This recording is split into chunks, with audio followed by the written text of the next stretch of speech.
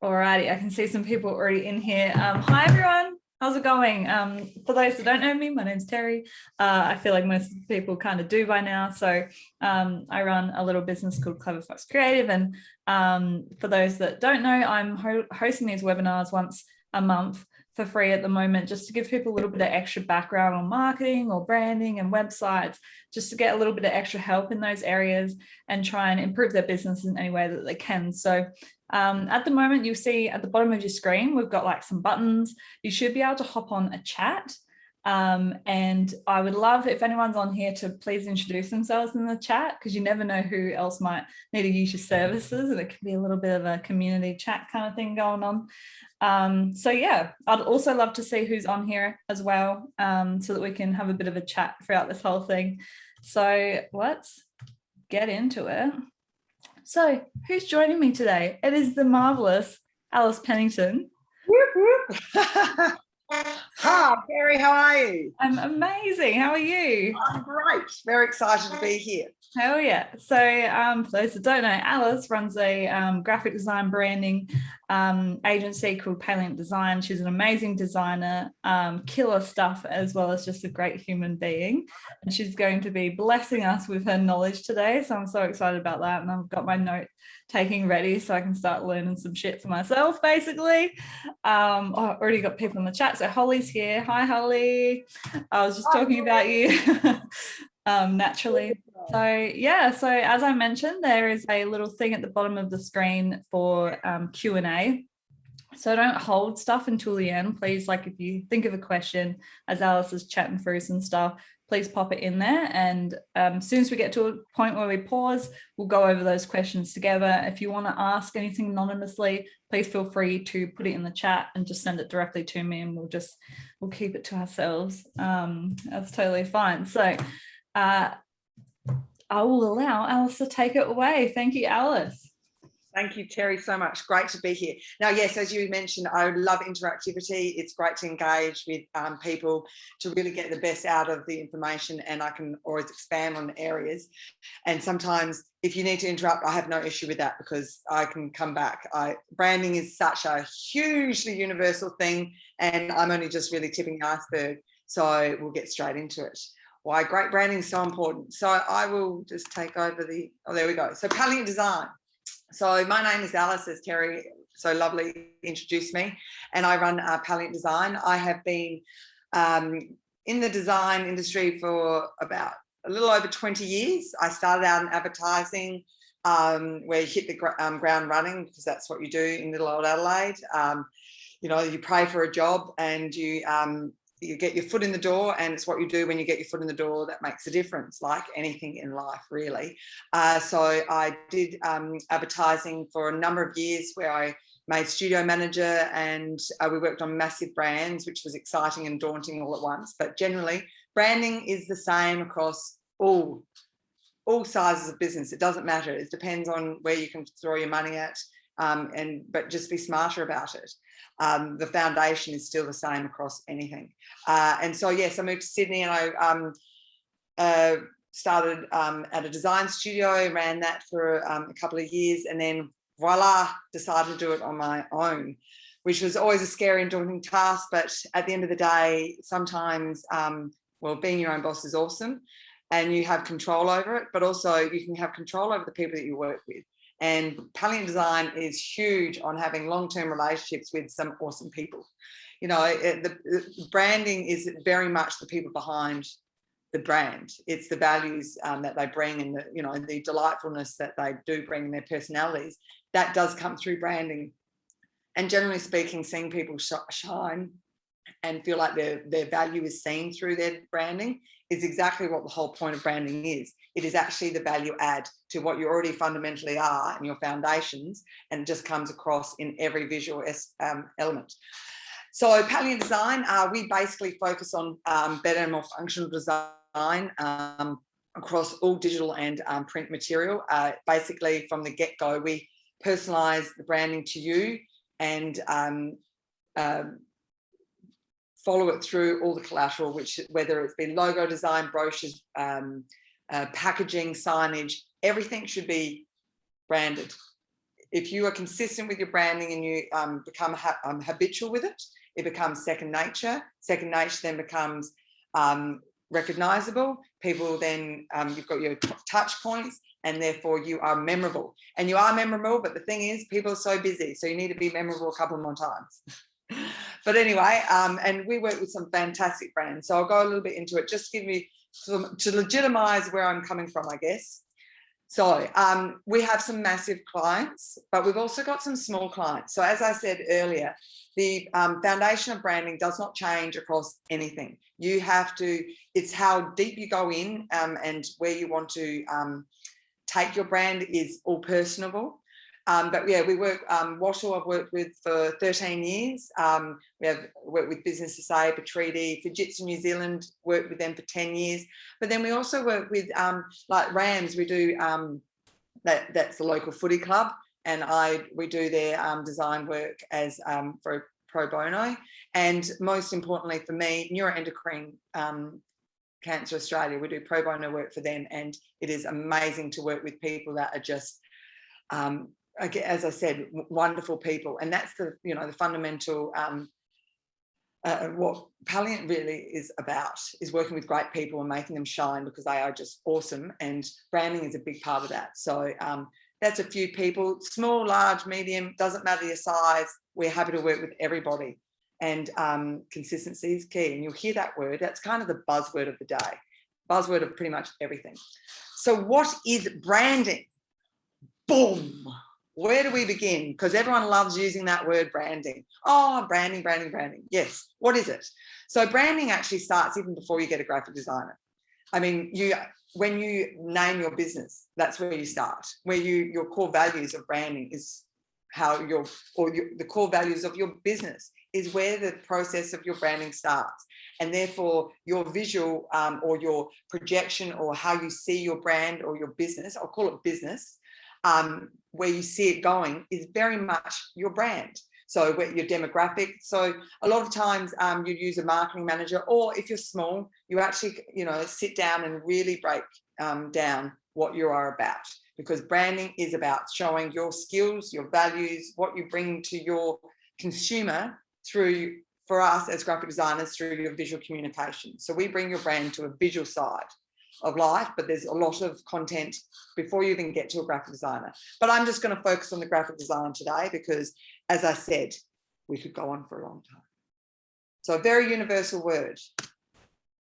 And so I don't know if anyone's heard of Paul Rand, but everything is design, everything. And I say this a lot because everything is. Inspiration is absolutely everywhere. And if you think everything is design, everything is branding, everything that you do should be consistent across your brand, should have the same voice, kind of, the visuals should all be lining up. So Paul Rand is a very famous graphic designer.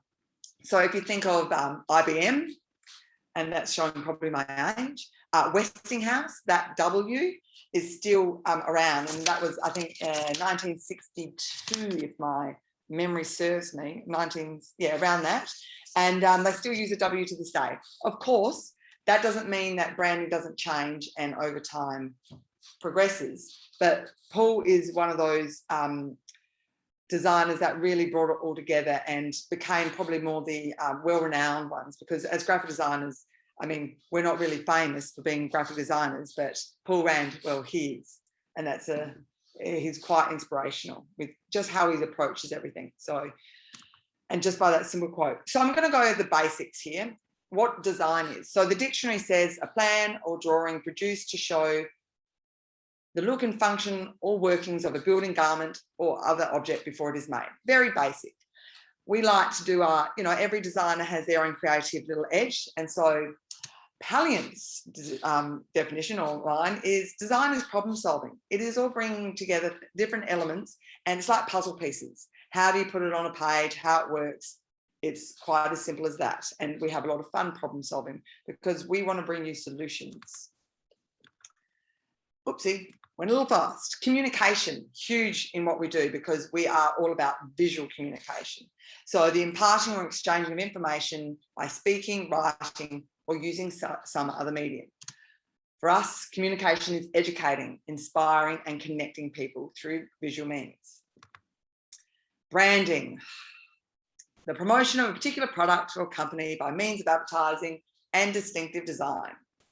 And our definition is your brand is your face and your voice, even when you are not around.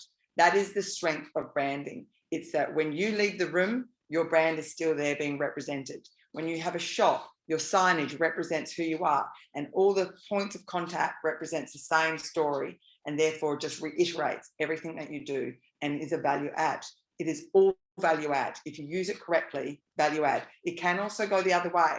It can be disjointed, so therefore it can become problematic. But consistency is key. So what defines a brand? I'd love any thoughts on this, Terry. What defines a brand? I was actually writing something down just then about that as well. I feel like branding, so oftentimes, you can hear me, I'm hoping, because I just muted my mouth before.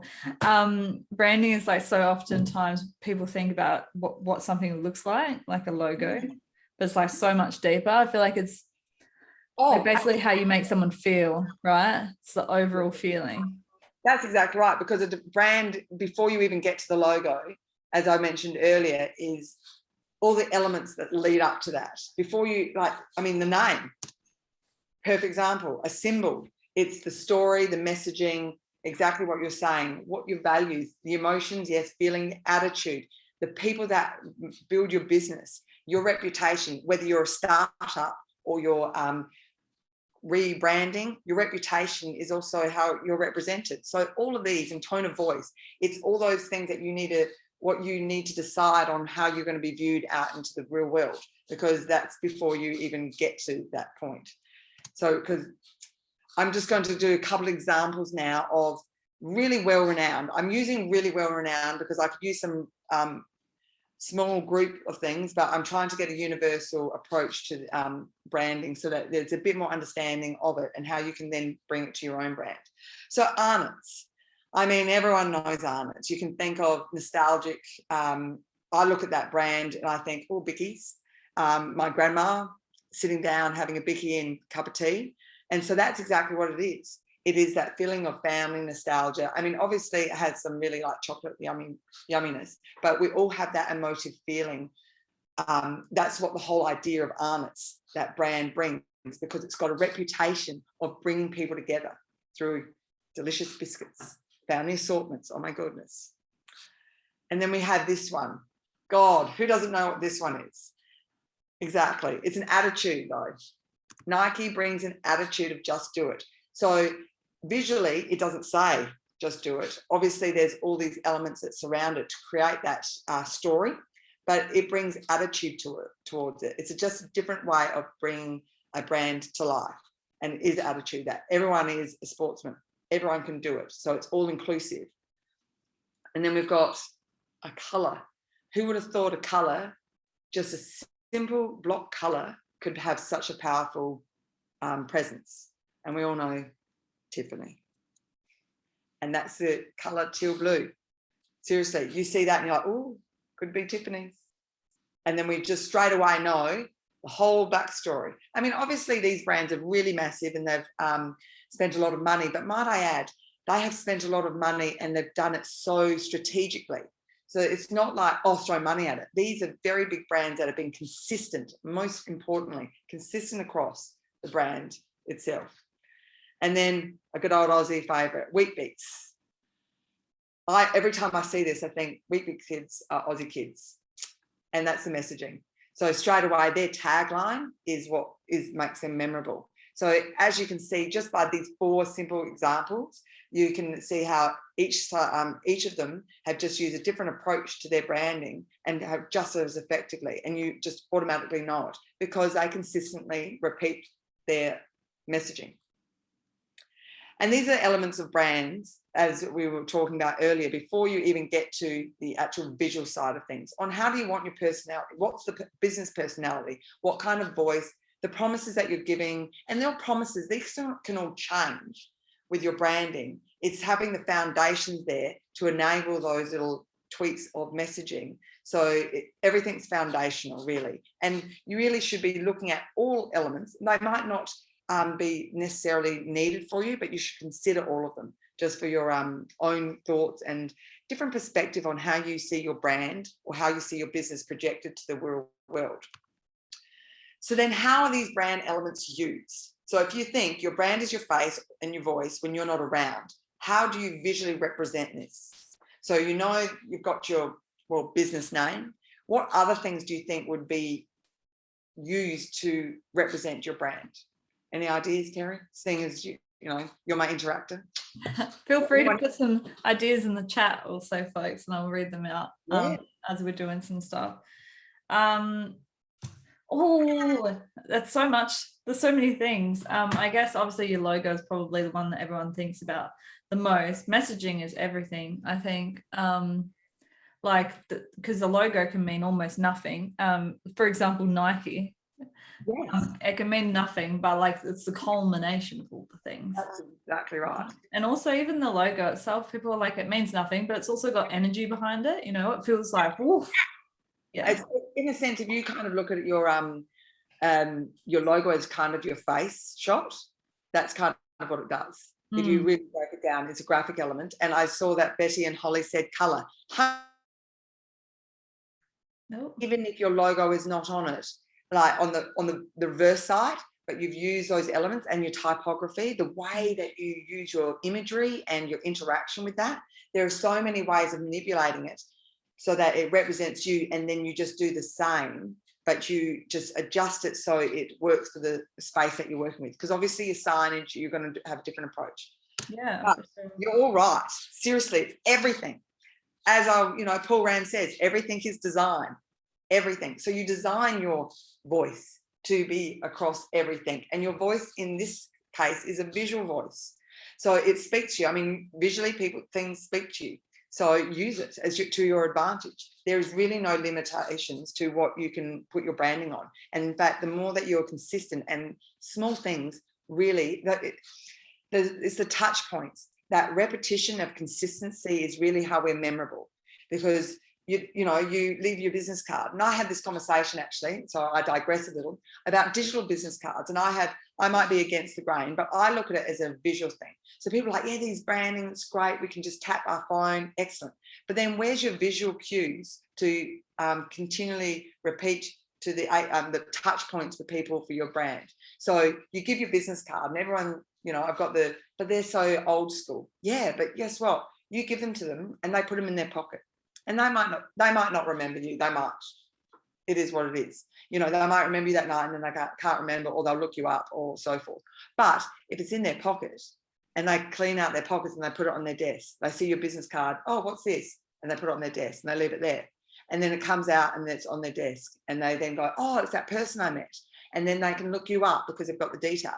When you do the digital, and the digital people are probably going to hate me with all this, but you don't have your visual touch point. You go straight to your phone and then you've lost that extra touch point of a visual representation to remind you. And so you can get a number of touch points on your business card. So I really believe the business card is nowhere near overdue. Like, it is something that you should keep going on. Email signature, that's sign off, simple sign off. And let's be real, I like to just call people. I just look at the email signature.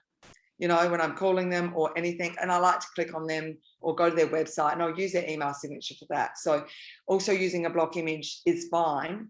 Ideally, if you have some flexibility in that, but it doesn't matter as long as you've got something that signs you off, that they're looking at your business card and they've emailed you and you've emailed back and they know, oh yeah, that's right.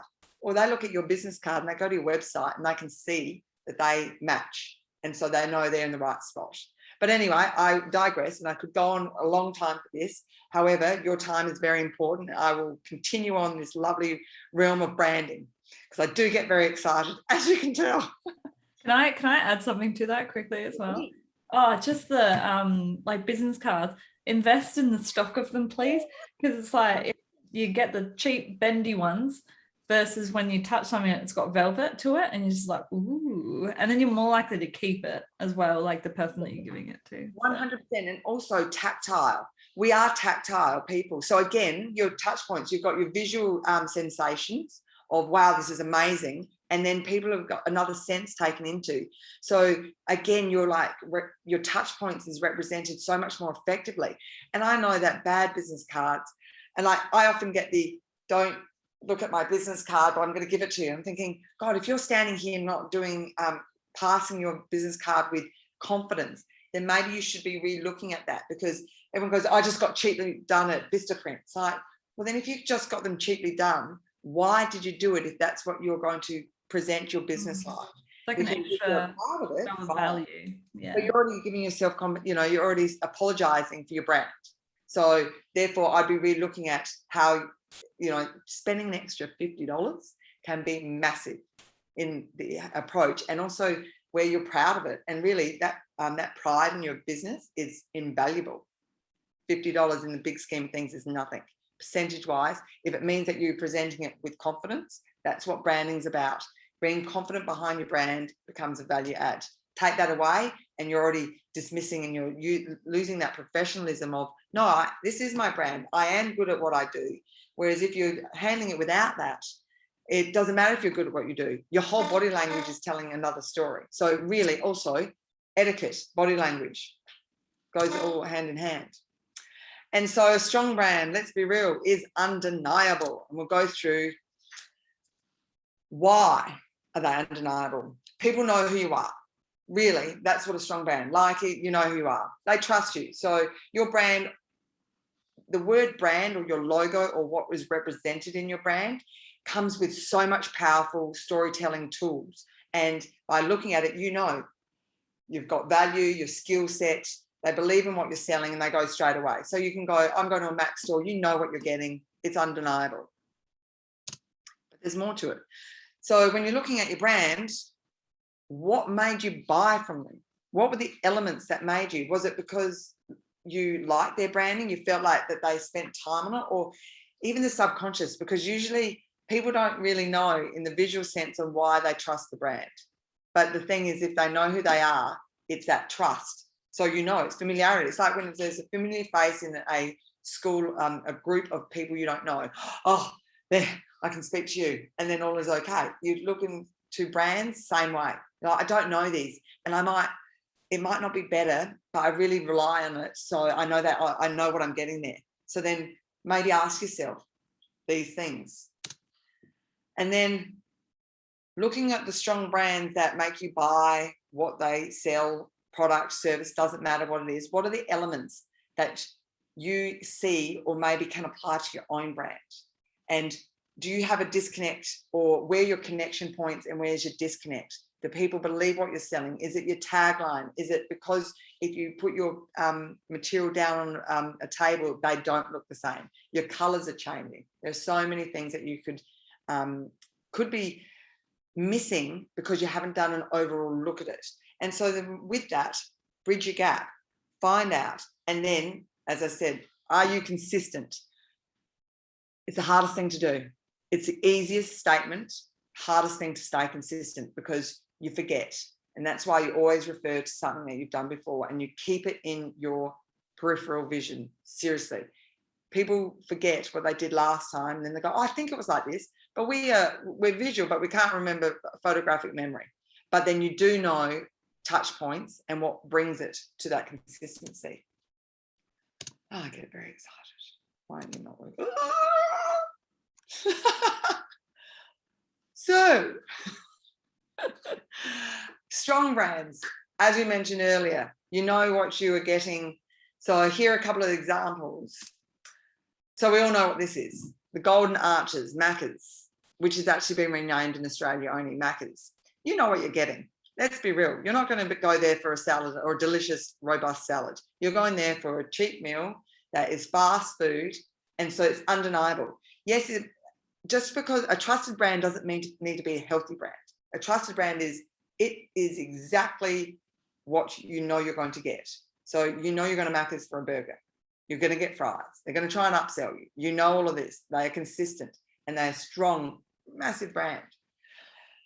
Pepsi. Now, it is not number one. Coca-Cola. Like Pepsi Cola is not number one brand, but is it less of a strong brand? It might not have the same presence in comparison to Coca-Cola. However, it has a massive part of the industry. So I wouldn't say it just to be number one doesn't mean you're the strongest brand. You're a strong brand. Doesn't matter. So, I mean, we all know that's Pepsi. How is it not a strong brand? We know what we're getting. We might not like Pepsi and we prefer Coke. It could be as simple as that. As I mentioned earlier, we all know what this is. We're all consumed by this one. And it is something that you know that doesn't compromise on price. You know the technology is up to date and always innovating, because that's what they sell. They sell you a lifestyle of wonderfulness and technology up to date, where the latest camera, latest phone, latest watch, oh my God, it's just endless of what they do. But you know what you're getting. You know, oh, well, I don't need to shop around because they don't even vary their price. That is their touch points. But you know that you're going to get something that's solid, trustworthy, and that you know you're going to have to upgrade in 3 months anyway. But you know, and let's be real, Google, how awesome a strong brand is when, oh, do you know the answer to that? Oh no, I'll Google it. Gone are the days of I'll look it up in my encyclopedia, or I'll go onto my search engine and I'll discover this. It's you Google it. You don't Yahoo it, you Google it. Strong brand. And also another element they bring to it is they have fun with their brand. There's an energy to it. They are just open to it all. And you know that like they often have little samples, Christmas time or any thing that goes on through the year of celebration, and they add it to it. So they have fun with their brand. So they are really inclusive to everybody. And so, you know, it's a search engine of choice. Seriously, it's awesome. We Google it. That's a very strong brand. It's taking over the world, and listen to this video right now. And let's get back to basics. The logo, really important. It's your sign off, it's your face when you're not around. So therefore, what makes a great logo? Love any input to that. Anything that you can think of that could make a great logo. See if anyone has some ideas in the chat. I feel like as designers, we're I know we're very privy to it. We know all the secrets. Yeah, it's one of those things. Oftentimes people will ask me like whether it needs to be literal logos. Yes, and that's the thing, because a lot of people. Well, I've actually had people that think that if it's type only, is it a logo? I mean, well, if you, as a font is actually pictures that we can construct to say a word. So it is. It's a visual representation. That's your sign off. Absolutely. Yeah. I mean, Coca-Cola is just type. That's right. Absolutely. Holly said memorable, by the way. 100%. Absolutely memorable. But also with that logo, memorability is also everything that's attached to it. So your logo is where, once you're proud of your logo and that you feel like it represents you, the power is amazing, because then everything comes together, because you want it to be that highlight. And so therefore the logo is the sign off, we'll call it, of the face of it, but it's all the elements that bring it to that. But you're right, memorable. It's clear message, consistent, versatile. You need to be able to read it on things and different collateral. I've worked on so many brands where you get brand guidelines and then you have to get it into some, like maybe you're sponsoring something and you get very little amount of space that you can use, and your logo is so intricate and detailed that you can't use it. And so sometimes there are options that you can adjust it so that for circumstances to be able to be clear and visually appealing, you adjust it. So like, you know, when you're doing it signage on a cap or a t-shirt, you have to really simplify it. And generally, simple is best. Seriously, the more detailed you go into, the harder it is. But clever is, we all love something clever. I mean, look how simple Google is. Apple, Nike. So like Nike's amazing. Yeah, I feel like Apple's a really good example of it, right? Because their original logo was a fella sitting under a tree. What's that guy's name? It's a famous person. But anyway, yeah. And then it's just simplified. Oh, absolutely, absolutely. And in fact, we'll be going through a little bit more on Apple on the simplification of it, because you'd be surprised on how simple it really is. It's just that we don't notice There's because this thing as well. I don't know what it's called. I'm only going to call what I would call it if it was a website. But like the responsification of a logo. So, for example, Disney has like this bigger logo, and then they have small versions to the point where they just have the tiniest little mark, like a brand mark. And so that's how you get away with that as well, right? Having like multiple versions. Oh, 100%. 100%. I mean, you're also looking at when you're going for this approach, it depends on the size of your business, of course, and how far you go, because obviously someone like Disney, definitely, I mean, it's a massive brand, but they are also digital. They are, I mean, they've got Disneyland. It's so, and that's something that over time becomes something that evolves. And that's what branding is as well. Branding isn't, this is my logo and this is all I'm doing. You can evolve your brand. It's just you have to be consistent, and it has to have a reason. And the reason could be my brand is not working like this. It can be as simple as that. And you have to test the waters and not be afraid to test the waters, because you don't just go, well, this is it and I'm doing it. I mean, my brand's evolved. I mean, simple things on, I used to have a flat color, like yay, and I still use it, but I now add a graphic element, and then you just evolve it over time, but you keep, your color becomes your consistent thing, or you use element, you need grounding. So once you have your grounding, you can add a bit of personality, but you know, you just have to be careful to add too much personality. You also need to be selling your branding is your selling tool. So when is it time to change my logo? Well, the minute you don't like presenting your logo on a business card or anything about your logo, that's a pretty good time. But also though, most like simple Nike, all of these, they've all changed their brand. So when is it time? It's when you don't feel like it is doing the job it needs to do. Maybe it's your values. Maybe it's, your structure has changed. I'll go back before I go into that. Your structure's changed, or you've added another service, or you've changed a service. I mean, obviously with COVID, people have had to really adjust their business makeup. And so they could have been selling a completely different product. And because that product is not accessible, they've had to change the way that they do it. So therefore their brand may not represent what they represent or they sell, or the industry they sell to. So they could have been selling to, say, commercial, and now they need to go to retail, or vice versa, retail, and they've now become commercial. So the way you approach your brand, the personality of your consumer or your customer needs to be taken into account, because if you're not connecting with them, and if you're disconnected, you've got to relook. So Nike, I mean, I love this. This brand was designed by a student for $35. She got some shares later on, and she's, you know, but she's a graphic designer still to this day. But this was one of these things where, I mean, as you can see, in 1964, well, let's be real, it was just, but then notice how it's changed, but actually hasn't changed massively in the last 40 years, 40 plus years. I mean, it's just, they've been smart about it, and they've started using the elements and just taken away, simplified more. I mean, that's pretty amazing. That brand element, the graphic element, I call it, where you combine your typography with a graphic element, and that becomes, and you choose one to be the highlight. You need it complementary. But Nike is a perfect example of, they've just stuck to their guns and they've tweaked it over time, and you wouldn't even know that it's been tweaked. I don't even remember when it went to a tick, but the minute it did, I knew exactly what they were talking about, because they've worked on it, because it was part of it. And also their sand shoes, their products have it. So they just do it across everything. Again, I know we're talking about massive brands, and you know, people are probably thinking, well, how do I do that to mine? Well, you bring it to what it matters to you, and being consistent has actually no monetary, you don't need a lot of money to be consistent at all. That's something you need to do.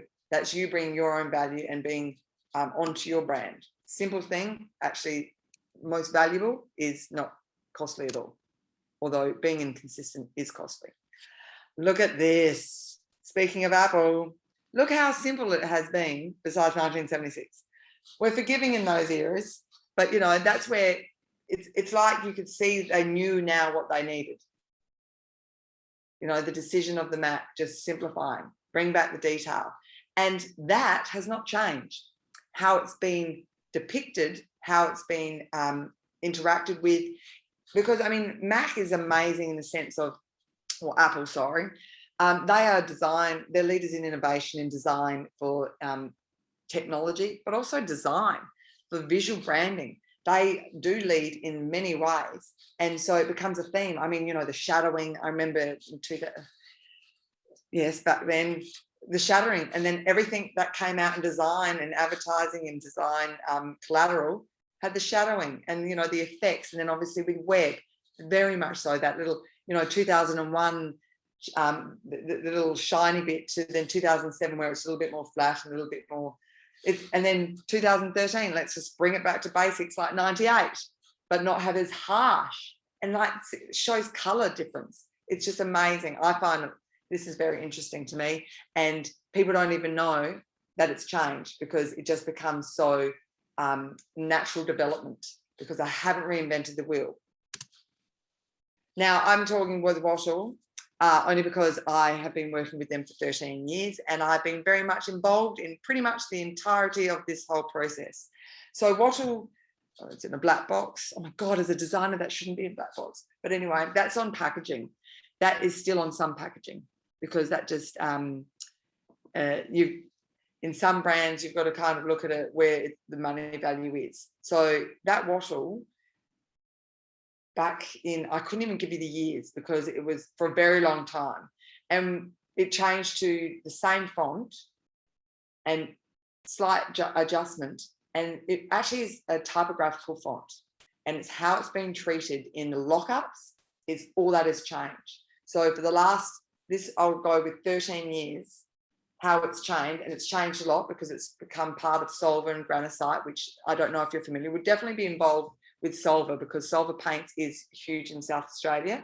Wattle, though, is across Australia, national brand. And so what's happened now, if people might not have noticed, Solver Paint Centres don't exist anymore. They are Wattle, but Wattle has not owned Solver for 30, 40 years. And so they've just consumed it and simplified it. You can get your Solver products, and Granite is more your industrial, commercial kind of grade. And then so they try to bring it all together. So it did get complicated, but now, so you've got to try it out. Sometimes, you know, trying to cover all industries, and then you simplify it, but nothing's actually changed, just the way that they treat it. So you don't actually, a rebrand doesn't have to be a new logo.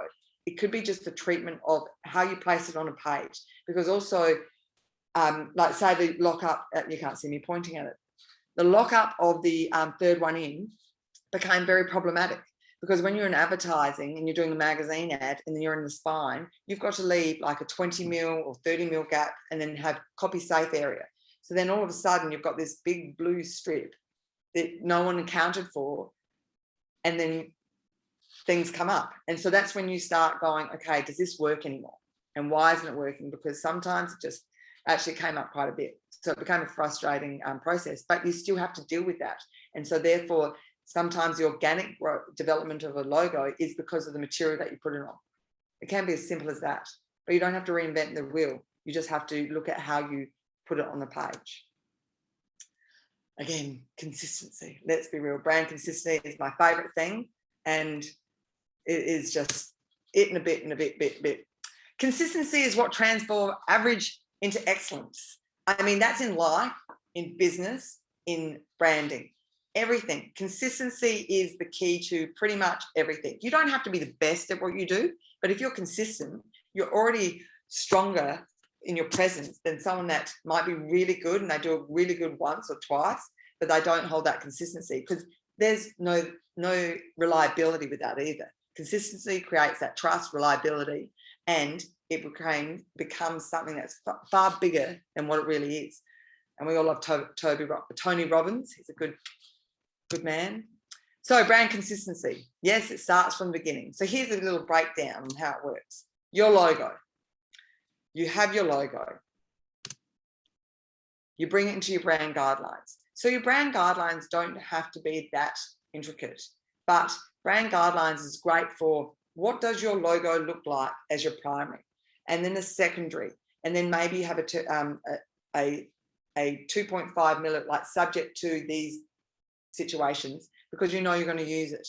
But most importantly, your brand guidelines should have your color values. All those little things that you use regularly that you can have a reference point is really important, because a color, when you start eyedropping colors, the eyedropper changes from so easily, and then before you know it, you could have a completely different color from the first piece of information that you did to the end. So color, as we were talking about earlier, is really important. Your internal documents, you're selling yourself as a trustworthy, reliable brand. So if you're doing it internally, it becomes this second nature, as I mentioned earlier, habitual thing where the brand becomes so normal to you that it looks abnormal if it's not consistent on your external stuff. So if you're breathing it in, if you're thinking that, internalizing that with your documents or your etiquette to your how you have your business, it then becomes second nature to do that on the external. And so your, I guess, selling brand, it's human, it's natural. And that's what it's about, because you are selling yourself with your brand or selling the business. And so if you do it internally, it becomes, starting with one small step, and then it becomes bigger steps, and then your habits, your experience in it, second nature. And then you move it to your promotional material. And so therefore, if you're not familiar with your brand, which a lot of people are like, oh, we've never really done anything like this, so they don't know. Whereas if you do it in internal documents, and when I talk about that, that's like your PowerPoint presentation when you're doing something in front of your fellow workmates. Something as simple as that just keeps that consistency in your mind, and also that pride in the brand, because it's a value add again. And so therefore, when you go to promotional material, you've got it all set up. You already know what it's going to look like to a degree, and that it is on brand. That word on brand, same thing as brand consistency. On brand has the same personality, has all the elements that make your brand and your logo across everything. So here's an example of like a mini guideline. So Lola and Co, they're a homemaking interior design company, and they just wanted something simple. So now we've done their logo and how they use it. So Lola, it's always really important, I think, to have a horizontal and a stacked logo. There is no way, never have I ever not had to use both, because you having it, when you've got space, it's fantastic. But when you've got a skinny little thing that you've got to put, or like if you're doing digital ads, which people would be getting involved with, oh my God, those skyscrapers or those side ones are like tiny. You're not going to get your logo very impactful there. However, you've got it in another format that allows you to have some fun with it. It's still your brand, it's still your logo. It doesn't look anything different. It's just that it's formed so that it can use space more effectively. And well, let's be real, we're all on digital now. You need to have your social icon, and it doesn't have to have everything. People have this thing of, well, I need to put my entire logo in this tiny little pixel, tiny little dot. No one can read it. It's already got your name on the side, but your visual representation, which is your little, as you're saying, the Disney, bringing it down. Perfect example of where you would be using it for. And then you've got your color breakdown. So if anyone ever uses your logo, I mean, if you're doing any advertising, or if you say, when we're putting this thing together and here's my material, you bring that along with it, so that when people use it, or say you get a salesperson in, or somebody that does a junior, or anyone, you go, these are brand guidelines. It doesn't take any more time. You just have to refer to them. So you do your MailChimp or your EDMs or anything. You've got access to this information, which is invaluable. And it doesn't take long to get put together. And it's really important, I think. You don't have to go into detail, but you have your basics. It's a reference tool. And then also, I mean, people that don't have it, the amount of time that you have to go and find out what those colors are. And if you don't know your brand colors, but you've got this, you're going to be fine. Brand consistency. Well, we can't go past waffle, given that way my I love these people, because with Wattle, they're a huge company, but I don't look at them as a big company. I work with some fantastic people in the marketing department, and I look at them and I have to deal with their personalities and understand how they brief. So for me, yes, it is a big client, but I'm working with some really wonderful people that I'm here to help them make their life easier, because they're busy, and we all are. And in bigger companies, it's a different kind of busy. And when we're in small business, my goodness, we're so many hats. And it doesn't really necessarily mean that it is any less complicated or more expensive. Consistency is key. I mean, we did a packaging job for Wattle ID Advance, which is super fun, and we create the renders. So we start from scratch and make it all. But then everything that supports whatever we do needs to look the same. It's not complicated, but in fact, keeping it simple and the same is very uncomplicated. It's simple. And all of these elements, pull-up banner, core flute, poster, flyer, they all look the same. And so therefore, we're not reinventing the wheel ever. So if a piece of artwork needs to go out that is your brand, I'll just resize it and it should be the same artwork. Oh, but we did it last time. Yeah. So, right? How many people have seen it? And who cares if they've seen it before? You're just reiterating your brand. Of course, it depends on what you're doing it for. Your promotional material, you're not going to be just placing it in there if your promotion's over. If your promotion's on, or even from the year before, there's no reason that you have to reinvent the wheel every time. It's consistency. Use your brand strength. If things didn't work, yes, but if things are working, why change it?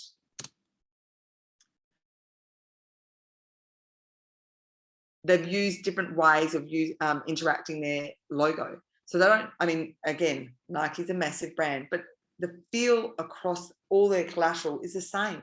You've got that whole, I mean, the messaging is so strong already, and they don't have the same sign off on all of them. However, because of the way that they place the products on the page, the way the coloring, the photography is a big part of Nike. Their advertising, their music, their all the elements that come in. So they capture all senses. And so the consistency doesn't have to be, it is in the same spot every time, because if it doesn't work in the same spot, it doesn't work in the same spot.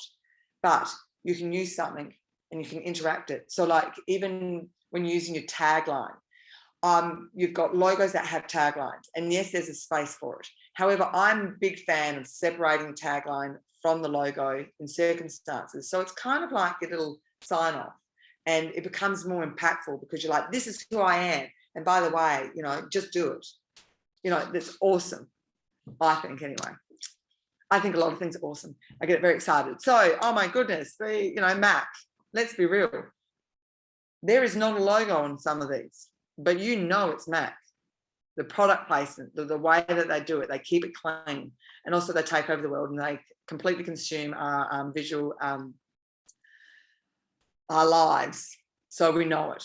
But then, you know what? Imagine if they did something completely different every time. We would be just so disengaged. They connect to us because they are modern. They are simple. They really use color and pop it. And they use like just different. And it's only small. I mean, look how simple that watch one. It's just so simple. It doesn't have to be complicated. I mean, brilliant in every way. That one with the phones stacked. So simple. And seriously, simple is best. White, I just want to say, white space is your best friend. So many times your messaging is completely blocked because you want to throw so many things involved. So a perfect example, I'd say even. So the middle one down for the Mac, for the Apple. So that's obviously, you know, the technical elements within your phones. However, it's hard to get the messaging. It is, where do I look first? Great if you're being introduced to it and it draws you in. But like you're brilliant in every way is your draw card. So you draw them in and then you give them the information. You keep it nice and simple. Simple is best. So the right designer. Well, that's very personal. Seriously, shop around. What should you look for? Passion, 100%. Your brand needs to be represented, represents your brand and your passion, your values. So does the right designer have that, that same kind of feel? Do they get you? My God, they need to get you. They need to understand you because they are if you use a designer for your branding, they need to understand your brand and how to put it in a visual way that represents you. It is not, oh, I like this, so I'm doing this. It's taking a step away as a designer and not looking at it as who I am. It's the personality of the brand is how you create the design to get the branding consistency, is just reiterating what you're doing. But you have to start from the get-go. And you need to be able to talk to them and interact and understand it, because you need to understand what they are doing for your brand. It doesn't have to be, you don't need to understand the difference between, you know, EPS, AI, all of that. I mean, when we do it, we give you a bit of a rundown of what it, but we also give you a sheet to reference so that you know what you're doing. You get control over it. But you need to really see that, I think personally, for me, a brand is it's an ongoing thing. It's never ending. It is, as Paul Rand, everything is design, everything. So they need to understand you. They need to understand how you need to use it, where you may want to go, and they need to be reliable, be able to deliver. They need to be able to really understand who you are and understand communication, because it can be so misdirected and frustrating, whereas as designers, they're solution driven. We problem solve so that you don't have to worry about it and that your brand represents exactly who you are. But look at their portfolio. Are they, I mean, I've worked with people in the past that they said they're really good designers, but they wouldn't get back to me for weeks. So that's a problem.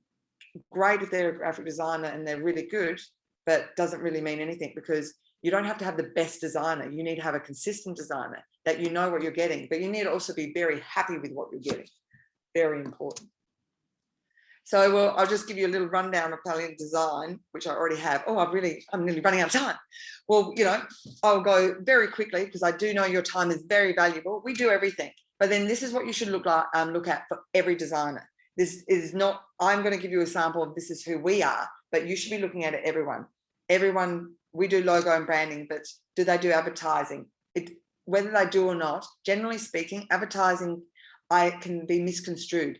Generally speaking, branding is advertising. Advertising is promotional material. Advertising isn't doing necessarily just commercials on radio and TV. It is actually encompassing everything, because you are advertising who you are, whatever it is. Packaging. If you've got a product base, definitely you need to have someone that knows how to do packaging. Packaging is a lot more intricate than you think it is. It is can be a beast, but if you get it right, think shelf presence, consistency, big time. Brochures. Do you do brochures? Do they do brochures? Do you do flyers? Where's your niche that you use? And can they bring it across other pieces of collateral? Signage. We all need signage. Signage, funnily enough, is not as easy as it looks. Generally speaking, when you want to put everything in it, don't. Just put your logo. Just put the key points. Think of signage as your draw card. You just want to shout to everybody and then them to look over and then go, oh, what's in there? Like say if you're doing in advertising, you go 50% off, straight away. Oh, it's only on these. But you've drawn in and you go, well, while I'm here, I might as well look. So it's that draw card. Website design. Terry's a website developer, designer, guru. Really, really important to have that consistency on your brand everywhere you go. So if they're sending an email and then they go to your website, it should look the same, like everything. So you need to have that. It's so important. And that someone understands, because we understand the rules and know when to break them, because it's really important also to have a bit of fun with your brand. Give some energy to it, give some passion to it. It sells you. It is part of you. And, you know, it's whatever it is for you that your fun is, obviously. And we have a lot of fun at Paliant Design. So in a summary, key takeaways. Well, design is problem solving. So branding is solution driven. You are bringing all of your elements to the table for people to see, and be consistent. Repeat, repeat, repeat, repeat, repeat. Communication is about educating, inspiring, connecting. The only way you can communicate and educate is to, in a sense, repeat. People aren't staring at you all the time. So you need to remind them of who you are. You don't need to shout at them, but you need to just be there. because the subconscious works in amazing ways. Your touch points are very subtle sometimes, and simple colors and all that, and they trigger memories. As we're saying, stock on your business card, they remember you as well. So your face, when you pass that business card, that's part of your branding as well. Do not ever think that you are not, everything that you do is not part of your brand. Your brand is visual and emotive, and connecting with your consumer, customer, or it's connecting with someone that knows somebody that needs your work. Anyway, I will leave it at that, because everything is design, everything. So always remember, just, is this on brand? Does this represent me properly? Because the right designer makes all the difference. I'm obsessed with your tagline. I need a tagline. God damn. Absolutely. And you know what? Your tagline can be a changing thing. A lot of people change their tagline depending on maybe when they structurally change, or they bring something else, or after a couple of years, maybe I need a tagline, or maybe this is more resonates, or I've checked it out and I think I'll connect with people more this way, or my demographics change. So, you know, it's all ever changing. Yeah, absolutely. Thank you so much. If anyone has any questions, please pop it in the chat. You should see my notes right now. I've been like scribbling madly. It's amazing. You're the best. Oh my God, I had so many things. I am also obsessed with Apple, as in like as a good example of branding. Do you remember those ads that were like Microsoft? Don't say Microsoft, I said PC. And then the Apple guy. Yes, absolutely. Very clever. See, the thing is, and you know, they were so simple, but they were smart. And that's the thing. Branding doesn't have, like, I mean, usually the problem, if you throw money at it, I mean, admittedly, they've got money as well. So they've got, you know, a little vault of creative people coming up with these fantastic ideas, but doesn't mean that you can't. I mean, you're only limited to your own self-belief of what you can bring to your brand. So why not test the waters, or roll it all out on a piece of paper, get some, be clever. Clever is very, very strong with branding, because that resonates with people. You know, when people just take a moment and go, hold on, oh, how clever. And then next time someone sees it, did you notice this? You know, if you're bringing something to a topic, I mean, Yeah. that's what it's about. Yeah, just trying to think a little bit outside the box and stuff as well. Like even I like those ads because they are clever and they're super simple. And it's even though Apple has evolved since then, because they're quite old ads now, but like you still get this sense of the cool kid, you know, and that's what Apple is. Yeah, they're the cool kids. And then that's the thing, that brand itself has evolved and developed, yet we know it was Apple back then, and their advertising has been so clever that you're still going back to it. And I mean, that's a hugely powerful tool. You know, I just think, and they haven't gone so far outside the square of where they were. They've just used their the way that they their language and the way they represent themselves differently, yet their branding is still very much that clever thinking, that innovation, that out-of-box thinking is another element that they've brought to the party. Yeah, it's like if you buy a MacBook, they're doubly expensive than anything else. It's like $4,000 MacBooks currently out. But like it is, you feel like you're the cool kid for having it, because even the wording of like things that are internal, so like the Genius bar, just yeah, exactly. Absolutely. And yeah, I mean, that's branding. Again, it's words. I mean, copywriting, all of those things, your language and how you speak, the personality. And that's the thing. Branding is just, I mean, it's a massive thing. And I mean, we've only just touched on a really quick heap of things. And I could talk probably for hours and hours and hours and hours on it, because especially on a certain element, because I just get excited about it. But it doesn't have to be complicated. Generally, simple is best. Yeah. Smart. Be smarter with your time, be effective. Totally. I've got a couple of questions for you. Yeah. While we have time, we got, well, we're a little bit over, but that's okay. Yeah, interesting to listen to. So But I know you probably have shit to do basically. So, because we're all running businesses, do you think that branding is as important for like a small, like family style kind of business as much as it is for big ones? I don't think it's any different. I think you don't, the thing is people think it's not, but you don't have to spend a lot of money to be strong with your brand. That's the thing. People think, oh, well, I'm not big, I'm not going to spend the money. You spend a lot of time in your business. And, you know, there's that whole conversation with COVID of you spend it on your business, but you spend it in your business, but not on your business. So your values and all of that. And having a logo that represents you and keeping things consistent and strong and knowing where your strengths are, that's smart business. Mm-hmm. You use what you can do. I mean, you outsource what you can't. Like, I'm not an accountant. I mean, I do my books, but I'm not an accountant, but I'm smart enough to know, okay, I need an accountant to do my tax return and I need them to check my, you know, these elements of it.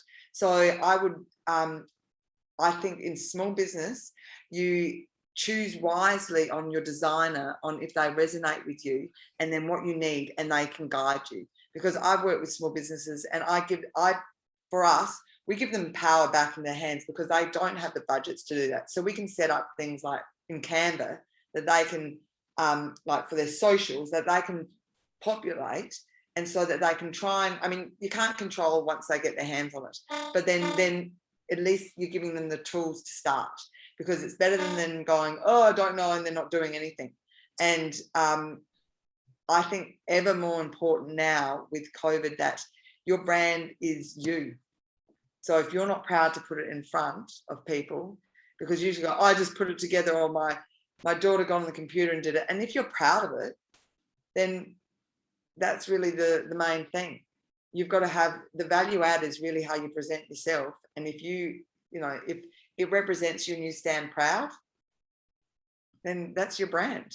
I think one of the biggest things when people come to us as web designers from another designer, for example, I think one of the biggest pain points or issues that they've had is like people not taking the time to understand you as a business or you as a person or your customers even, because that's the thing, right? It's like if you don't branding without any strategy behind it, I mean, branding is strategy, but like design without any strategy behind it is like you're driving a ship, but you could be driving it in any direction.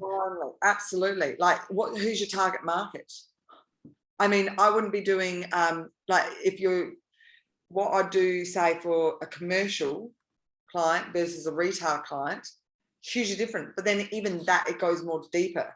You need to know your target. You also need to understand how they represent themselves, the personality of them. Absolutely. There's where I get a lot of when I get clients that have come from other designers and I just didn't get it because they didn't ask questions or they didn't listen, which is really more, I find most of the time where the pain point is, because they're not listening to the right things. They go, oh yeah, I know what you need because I'm a designer and I know everything. I don't know your business. You know your business better than I do. I know where I can, and it's all about having that rapport with them so that you can shoot back ideas. And also, I don't go rogue. I kind of go, and you have to understand personality, especially like small businesses. They put their heart and soul into these small businesses and they then go, oh, I do want a logo now and I'm going to go for it. And so it's understanding their personality of how far you push them, because you want to push them a bit, because getting outside and really showing their values and what you can see on the outside is a really good opportunity for them to see how they're perceived as well, because how they see themselves and how other people see them are different things. And so having that understanding on how far to push, but also taking the time and the stepping stones to get to different options where it still covers who they are, but it also brings them to just a bit somewhere where they thought that they could never be, maybe. You know, it's because otherwise, if I'm not, I look at it in the sense of I want to definitely represent them, but if I'm not pushing them to be better in the sense of, and they don't have to choose it, but at least they know if they don't like the one that pushes them a little further outside the box that they like, they are then, it just reiterates and yeah, they're in the right place. Because if they go, no, I'm happy with that. No, I really am. But majority of the time, and we don't jump the gun. You know when to handhold and you know when to push the point. And that's the only way you know is to get to know the client and know how they think. Hence, you're working with their client long term. You already know where they're going, and you can actually go, now we're ready to push it a bit more, because now we've just taken it away from your comfort. Because when people come with branding, they get scared. They think no one's going to recognize. Like, no, you're becoming more powerful. If anything, it's just that they've never done it before. Or if they've done it before and they're changing it, it's like, well, we've done it before. Do you want to, there's a reason we're working on this now. Are we going to change it, or are we going to stay the same? Fine if you want to stay the same, but what is that your output that you want? Are you wanting to change the demographic, or your focus on? There's so many elements to take into consideration that if you're not connecting with your client, the disconnect it's all over. There's no point. And you're not designing for you, you're designing for them. And that's what I find so much more fun anyway, because it has nothing to do with my personality, except that I want them to look like freaking awesome. That's the funnest thing, because you get to step in someone else's shoes, right? Like, you got to think from the customer, you got to think from the brand. So and when you're emotionally involved, when you're involved in your own business, I'm shocking at designing my own stuff, because I'm like, oh, but this, and and because we cover so many elements and different brands, I find it difficult, and every designer does. I mean, let's be real, it's the hardest thing. And and so having that non-emotional attachment, you can really push the envelope, or at least get them where the value, like how it reads to the outside world, because emotion clouds. Really does. Totally. And that's like what your point was before around like pushing outside the box. One of the things that sometimes happens, it doesn't happen every time, but like when we do strategy sessions for websites, one of the things that we go over is positioning, and mapping out all of the positions of all the competitors and working out what axes are your position. So like maybe price is one of the indicators of position for your industry or for where you are. And so oftentimes we'll map it out, and then they'll kind of look at it and be like, I don't really want to be there. Like, I don't think that's where I belong. Or it's like, do you want to be fighting on price? Because you look like you're fighting on price, like you need to reposition the way that you look online if you want to not be fighting on price. Same as branding, right? Absolutely. It's kind of that you've got to show them the mirror in a sense, and then they see it and they're like, actually, I don't want to be like that. That's why I'm here. And that's exactly because they don't even realize they are, and until you ask those questions. And because I haven't had the necessarily maybe the right people to talk to, or that have instigated it's not like I'll ask you this question and we do it, but having that natural organic chat for us as brand, because then you really you cut down the walls up of, I want this and I want it on price. Like, no, but what do you really want? Because you think you want that, but you don't, because otherwise we wouldn't be having this conversation. And sure. Price positioning, and definitely, and it would happen on websites all the time. Like everything, it is what you think you want, and then when you see it, it's not necessarily what you really want. But you have to see it, and you have to be oh God, I don't want to sound like brought in line, or really just like really look at it from a perspective of someone that does it in the industry. Like when you do website design and branding, it's like, this is what I see. Did you know that that's what we see? Like, have you even asked other people that you don't know, that aren't emotionally attached to you or connected, that what they see about your brand? Like, they'll say, yeah, your brand's great. Yeah, but they know you like really well. Yeah. So it's fantastic you represent your brand, but does your brand visually represent you? You have that zoom out. Zoom out is super important, I think. Yeah. Amazing. All right, we better start wrapping things up, because I feel like we could just this is our thing. Yeah, we're just having a catch up. It's all good. Awesome. Well, for everyone that's on the call, so please, if anyone has any questions, reach out. Alice is she's got big brain energy. So she's got all the answers to all the questions. And on top of that, she's just super chill, down to earth, and awesome. So thank you so much, Alice, for doing this. It's been an absolute pleasure. I absolutely love this topic, and I love that you're bringing these webinars every month. It's just a wonderful thing. It just shows how passionate you are about what you do, and also educating people into how they can be better in or giving them little tips and tricks on how they can do it without, you know, spending the big bucks, because it can be daunting. I mean, business owners, you know, we've worn all these hats, and having some little insights from other people and just, you know, another perspective is just awesome. So I appreciate the invitation, and I had a ball talking with you. That's one of the things you got to pick up. It's never, always ask questions and always ask for help if you're unsure about things. You know, most people are totally open to just sharing what they do know about things. And if you don't have the budget for branding or web or whatever it is, doesn't mean that you can't get a better understanding about what you do need, right? So that's right.